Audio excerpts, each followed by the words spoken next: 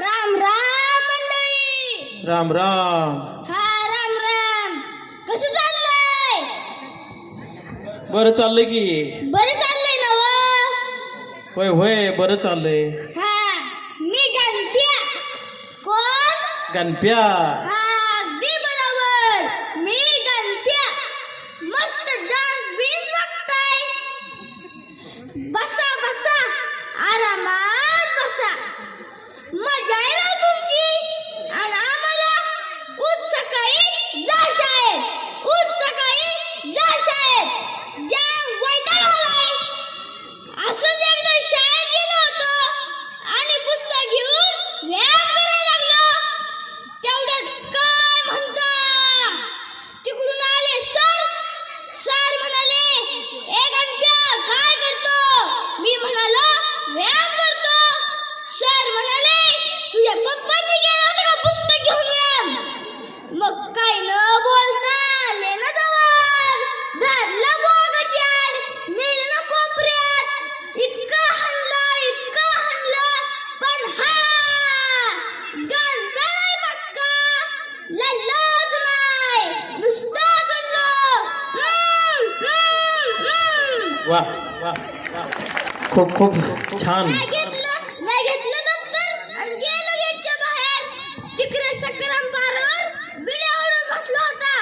सक्राम म्हणाला, ए गणप्या या बिड्या ओढायला. मी गेलो सक्राम जवळ. मी घेतली बिडी, लावली तोंडाला. तेवढ्यात काय म्हणता, मागणे एक झापट पडली. मी पडलो तोंडावर. मागवून बघतो तर काय, गावचे सरपंच म्हणाले, अरे गणप्या तू काय शाळा सोडून बिड्या ओढत बसला वय? मग काय न बोलता आले ना जवळ.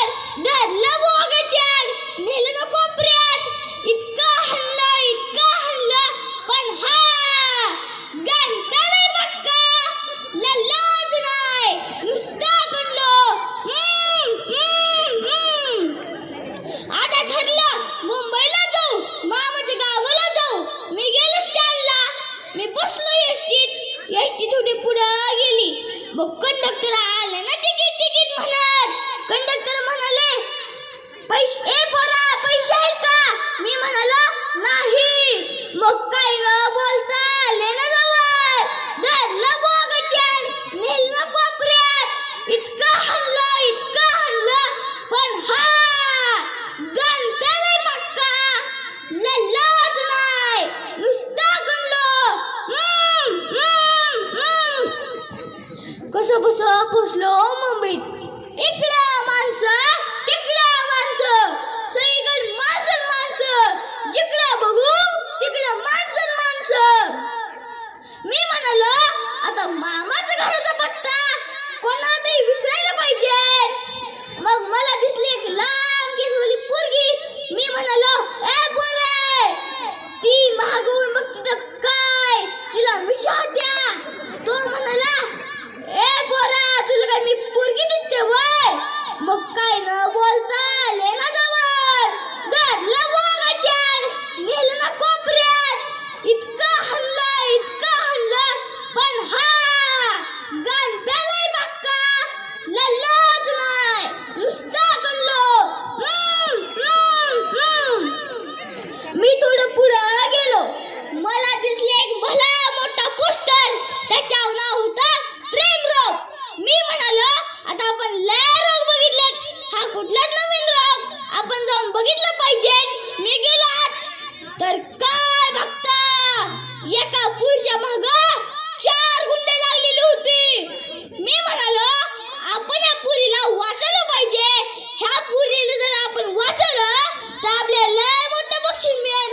मी काढली चप्पल आणि मारली गिरकिरी. धाडकीने आवाज आला. ती 4 गुन्हे तर पालीच, पण पोरगी कुठं काय झाली काय माहित. मग एक टकला माणूस आला. कुणी मारली चप्पल म्हणत. मी म्हणालो, आपण या पुरीला वाचवलंय, आपल्याला बक्षीस मिळेल. मी केलं हात वर. मग काय न बोलता आले ना जवळ. धरलं बोगच्यान, नेलं ना कोपऱ्यात. इतकं हाणलं,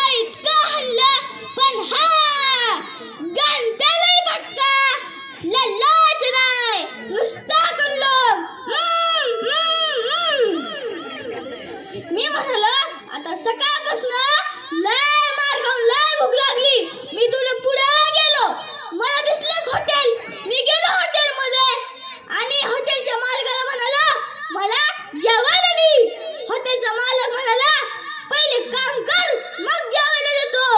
मी गेलो किचन मध्ये, मी घेतली बशीवर का पाव बशी, बशीवर का पाव बशी.